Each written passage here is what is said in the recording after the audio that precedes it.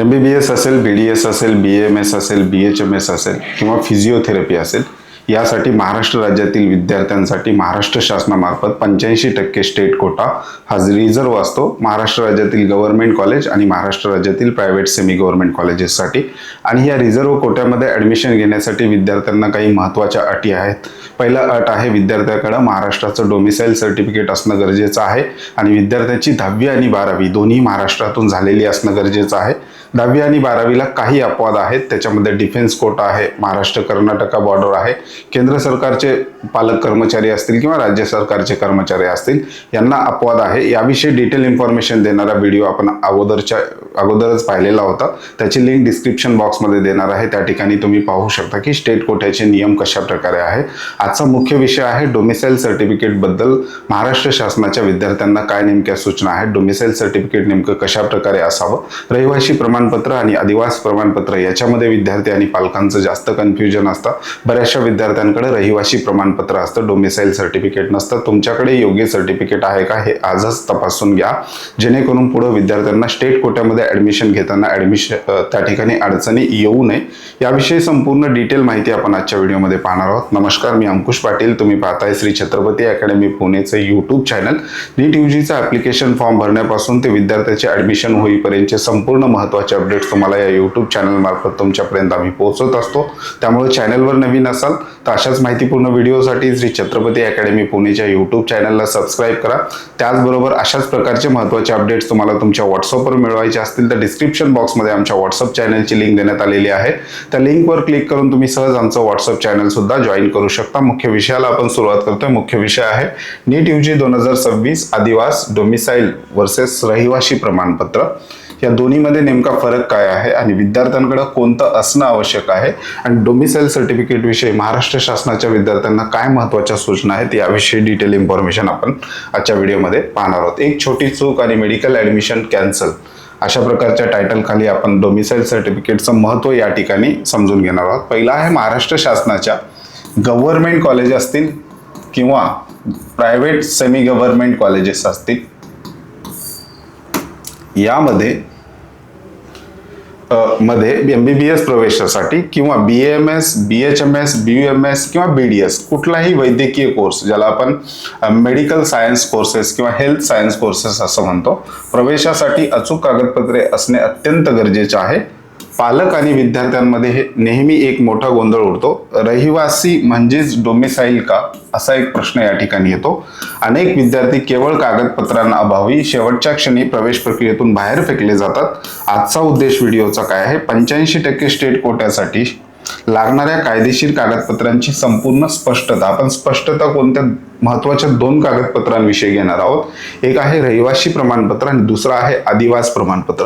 आणि जर महाराष्ट्र शासनाच्या CET सेलचं म्हणजे जी बॉडी आहे जे महाराष्ट्र राज्यातील स्टेट कोट्याच्या ऍडमिशन प्रक्रिया करते, त्यांच्या 2025च्या इन्फॉर्मेशन ब्रोशरमध्ये ई नंबरचा पॉईंट जो आहे डॉक्युमेंट लिस्टच्या या ठिकाणी डोमिसाईल सर्टिफिकेट असा उल्लेख केलेला आहे. बऱ्याच विद्यार्थ्यांकडे रहिवासी प्रमाणपत्र असतं आणि विद्यार्थी त्यालाच डोमिसाईल सर्टिफिकेट त्या ठिकाणी समजतो आणि रहिवासी प्रमाणपत्रावर विद्यार्थ्याचं ऍडमिशन होत नाही. डोमिसाईल सर्टिफिकेटवर विद्यार्थ्याचं ऍडमिशन त्या ठिकाणी होतं.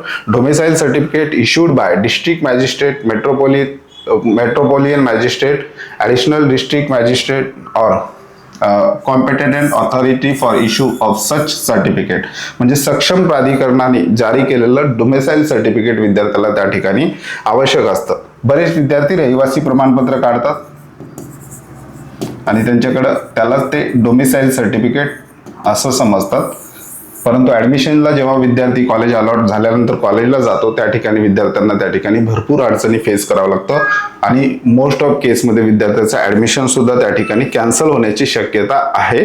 पुढे आपण पाहणार आहोत की दोन्ही सर्टिफिकेट मधला नेमका फरक काय आहे, त्याचबरोबर दोन्ही सर्टिफिकेटचे फॉर्मॅट कशा प्रकारे असतात, त्याचबरोबर कोण हे सर्टिफिकेट देतं, कुठलं कायदेशीर आहे, त्याचबरोबर महाराष्ट्र शासनाचा कुठला कायदा आहे ज्याच्यामध्ये विद्यार्थ्यांना डोमिसाईल सर्टिफिकेट त्या ठिकाणी कंपल्सरी केलेलं आहे आणि विद्यार्थ्यांचं सर्टिफिकेट कशा प्रकारे असलं पाहिजे हे सगळं डिटेल पाहणार आहोत. तत्पूर्वी नीट UG 2026 ची तयारी करत असाल तर नीट UG 2026 ची तयारी करणाऱ्या विद्यार्थ्यांसाठी श्री छत्रपती अकॅडमी पुणेच्या पेड काउन्सिलिंग सर्व्हिसला सुद्धा मी सुरुवात केलेली आहे. विद्यार्थ्याचा ऍडमिशनचा ऍप्लिकेशन फॉर्म भरण्यापासून कॉलेजेस भरण्यापासून ते विद्यार्थ्याला मार्क्सनुसार योग्य कोर्सला ऍडमिशन होईपर्यंत संपूर्ण गायडन्स आपण या पेड काउन्सिलिंग सर्व्हिस मध्ये करत असतो. ज्या विद्यार्थ्यांना श्री छत्रपती अकॅडमी पुणेच्या पेड काउन्सिलिंग सर्व्हिस विषयी अधिक माहिती घ्यायची आहे अशा विद्यार्थ्यांसाठी स्क्रीनवर तसंच डिस्क्रिप्शन बॉक्समध्ये आमचे कॉन्टॅक्ट नंबर त्याचबरोबर आमचा ऍड्रेस दिलेला आहे. त्या नंबरला कॉल किंवा मेसेज करून तुम्ही आमच्या पेड काउन्सिलिंग सर्व्हिस विषयी अधिक माहिती घेऊ शकता. ज्या विद्यार्थ्यांना संपूर्ण कॉलेजेसचे detail category wise cut off courses wise cut off एकत्रित पाहायचे आहेत, महाराष्ट्र शासनाचे महत्त्वाचे शासन निर्णय असतील, परिपत्रक असतील, सूचना असतील, नोटीस असतील, ह्या संपूर्ण एकाच ठिकाणी विद्यार्थ्यांना मिळावे यासाठी आपलं कट ऑफ मंत्र हे ऑनलाईन ऍप्लिकेशन आहे.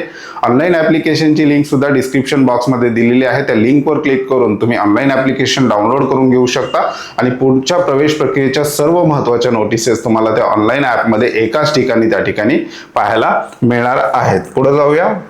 मोठा गोंधळ डोमिसाईल वर्सेस रहिवासी. रहिवासी दाखला काय आहे? प्रूफ ऑफ रेसिडेन्स म्हणजेच विद्यार्थी सध्या कुठे राहतो हा सध्याचा पत्ता आहे.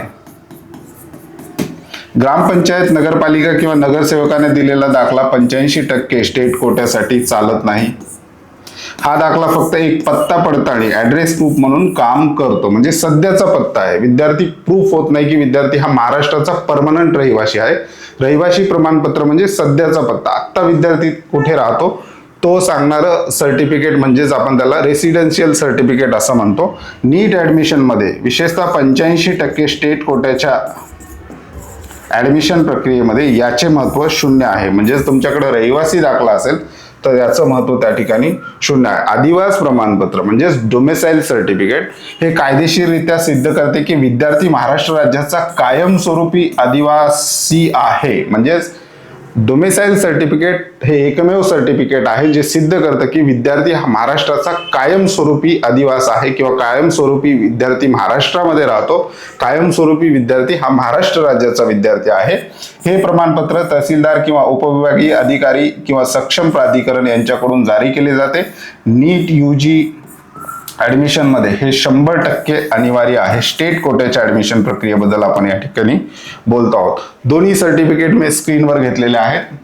बऱ्याचदा विद्यार्थ्यांकडे डोमिसाईल सर्टिफिकेट म्हणून विद्यार्थी रहिवासी प्रमाणपत्र त्या ठिकाणी जोडत असतात. विद्यार्थ्यांना याची कल्पना नसते की डोमिसाईल सर्टिफिकेटचा फॉर्मॅट वेगळा असतो. रहिवासी सर्टिफिकेटलाच विद्यार्थी बऱ्याचदा डोमिसाईल सर्टिफिकेट त्या ठिकाणी समजत असतो आणि निश्चिंत राहतो. ऍप्लिकेशन फॉर्म सुद्धा ऍडमिशनचा भरतो, परंतु जेव्हा कॉलेज अलॉट होतं आणि ज्या कॉलेजवर जेव्हा विद्यार्थ्याच्या डॉक्युमेंटची पडताळणी त्या ठिकाणी केली जाते त्यावेळेस हा मुद्दा त्या ठिकाणी विद्यार्थ्याच्या लक्षात येतो. रहिवास प्रमाणपत्र हे अत्यंत साधं असतं. फक्त विद्यार्थ्याचा ऍड्रेस दिलेला असतो आणि विद्यार्थी येथील रहिवासी आहे एवढंच त्या ठिकाणी सांगितलं जातं. परंतु तुम्ही जर डोमिसाईल सर्टिफिकेट मध्ये बघितलं तर office of tehsildar, certificate of age, nationality and domicile, बऱ्याचदा नॅशनॅलिटी सर्टिफिकेट आणि डोमिसाईल सर्टिफिकेट वेगवेगळे असू शकतात, ते चालणार आहेत. परंतु आता सध्याच्या घडीला बरेच तहसील कार्यालय हे सगळे नॅशनॅलिटी आणि डोमिसाईल एकत्रितरित्या या ठिकाणी देतात आणि डोमिसाईल सर्टिफिकेटवर स्पष्ट उल्लेख त्या ठिकाणी असतो की या ठिकाणी tehsil Umarga, district Dharashiv in state of Maharashtra with the territory of India, she is citizen of India and hence domicile in state of Maharashtra. म्हणजेच विद्यार्थ्याचं डोमिसाईल महाराष्ट्राचं आहे असा स्पष्ट उल्लेख असतो. त्याचबरोबर आता या ठिकाणी विद्यार्थ्याची डेट ऑफ बर्थ सुद्धा डोमिसाईल सर्टिफिकेट घेताना आपल्याला पाहायला मिळते. तर डोमिसाईल सर्टिफिकेट मध्ये विद्यार्थ्याची डिटेल माहिती असते आणि सांगितलं जातं की विद्यार्थी हा कायमस्वरूपी महाराष्ट्राचा आदिवास आहे त्याचा, किंवा तो विद्यार्थी कायमस्वरूपी महाराष्ट्रामध्ये बऱ्याच वर्षापासून राहतो. याचे काही क्रायटेरिया आहेत की पर्टिक्युलर इयर पर्यंत विद्यार्थी महाराष्ट्रात राहत असेल तर त्या विद्यार्थ्याला महाराष्ट्राचं डोमिसाईल सर्टिफिकेट त्या ठिकाणी मिळतं. तर दोन्हीतला फरक समजून घ्या. एक तात्पुरता विद्यार्थी कुठं राहतो यासाठी रहिवास हे आपल्याला चालत नाही ऍडमिशनसाठी. परमनंट विद्यार्थी महाराष्ट्राचा रहिवासी आहे त्याला डोमिसाईल सर्टिफिकेट हे मात्र ऍडमिशनसाठी आवश्यक आहे. पुढे जाऊयात. तुलना पाहूयात. देणारी संस्था, रहिवास प्रमाणपत्र आपल्याला ग्रामपंचायत मधून मिळतं, नगरपालिका किंवा नगरसेवकाकडून सुद्धा मिळतं. अधिवास प्रमाणपत्र महसूल विभाग, तहसीलदार किंवा SDO किंवा सक्षम प्राधिकरणाकडे या ठिकाणी हे मिळत असतं. मुख्य वापर काय? रहिवासी प्रमाणपत्र कुठे? बँक खाता उघडण्यासाठी, रेशन कार्ड काढण्यासाठी, स्थानिक पत्त्याचा पुरावा या ठिकाणी वापर होऊ शकतो. अधिवास प्रमाणपत्र ज्याला आपण डोमिसाईल सर्टिफिकेट म्हणतो, याचा वापर नीट 85% स्टेट कोटा प्रवेशासाठी. त्याच्यानंतर कायदेशीर वैधता CET सेल कडून नाकारले जाते. रहिवासी प्रमाणपत्र हे CET सेल कडून ऍडमिशनच्या वेळेस त्या ठिकाणी रिजेक्ट केलं जातं. अधिवास प्रमाणपत्र डोमिसाईल सर्टिफिकेट 100% कायदेशीर आणि अनिवार्य. त्याच्यानंतर अधिकृत नाव, रहिवासी दाखला याला रेसिडेन्स सर्टिफिकेट म्हणतो. आणि डोमिसाईल सर्टिफिकेटला एक तर डोमिसाईल सर्टिफिकेट किंवा age, nationality and domicile certificate, एकत्र नॅशनॅलिटी डोमिसाईल मिळालं तर age, nationality and domicile certificate अशा प्रकारे त्या ठिकाणी येतात. महाराष्ट्र शासनाचा कुठल्या नियमाअंतर्गत डोमिसाईल विद्यार्थ्यांना कंपल्सरी आहे? कायदेशीर आधार काय आहे? Maharashtra unaided private professional educational institute regulation of admissions and fees act 2015. महाराष्ट्रातील वैद्यकीय प्रवेशासाठी CET सेलची संपूर्ण प्रक्रिया याच कायद्यावर आधारित चालते. 85% स्टेट कोट्यावर हक्क सांगण्यासाठी विद्यार्थ्यांकडे डोमिसाईल इन महाराष्ट्र असणे कायदेशीररित्या बंधनकारक त्या ठिकाणी आहे. त्याच्यानंतर पुढे जाऊयात.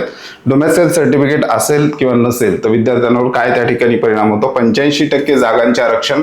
महाराष्ट्रातील सर्व सरकारी किंवा निम्न सरकारी किंवा खाजगी प्रायव्हेट सेमी गव्हर्नमेंट कॉलेजेसमध्ये 85% जागा फक्त स्टेट डोमिसाईल असलेल्या विद्यार्थ्यांसाठी राखीव असतात. AIQ मध्ये सक्तीने स्थलांतर. जर तुमच्याकडे वैध डोमिसाईल प्रमाणपत्र नसेल तर तुम्हाला राज्याच्या कोट्यातून वगळून 15% ऑल इंडिया कोट्यामधून प्रवेश त्या ठिकाणी घ्यावा लागतो. त्याच्यानंतर कठोर स्पर्धा आणि हाय कट ऑफ AIQ मध्ये म्हणजेच ऑल इंडिया कोट्यामध्ये संपूर्ण देशातील विद्यार्थी भाग घेतात. त्यामुळे तिथली कॉम्पिटिशन खूप जास्त असते आणि कट ऑफ राज्याच्या कोट्यापेक्षा खूप हायर साईडला असतो. त्याच्यामुळे डोमिसाईल सर्टिफिकेट योग्यरित्याने काढून आपल्या प्रवेशाची सुरक्षितता विद्यार्थी आणि पालकांनी आत्तापासून करून ठेवणं आवश्यक आहे. दोन्ही फॉर्मॅट तुम्हाला पाहिजे असेल तर डिस्क्रिप्शन बॉक्समध्ये त्याची लिंक मी देणार आहे, त्या ठिकाणी तुम्ही पाहू शकता. हा एक महत्त्वाचा विषय जो महाराष्ट्र शासनाच्या विद्यार्थ्यांना एक स्ट्रिक्ट सूचना आहेत की रहिवास प्रमाणपत्र चालणार नाही, रेसिडेन्शियल सर्टिफिकेट चालणार नाही, त्या ठिकाणी डोमिसाईल सर्टिफिकेटच विद्यार्थ्यांना त्या ठिकाणी आवश्यक आहे. याविषयी तुमचे काही प्रश्न असतील तर तुम्ही कमेंट बॉक्समध्ये त्या ठिकाणी विचारू शकता. तुर्तास आजच्या व्हिडिओमध्ये आपण इथेच थांबतोय. पुन्हा भेटूयात आणखी एका नव्या आणि माहितीपूर्ण व्हिडिओमध्ये. धन्यवाद.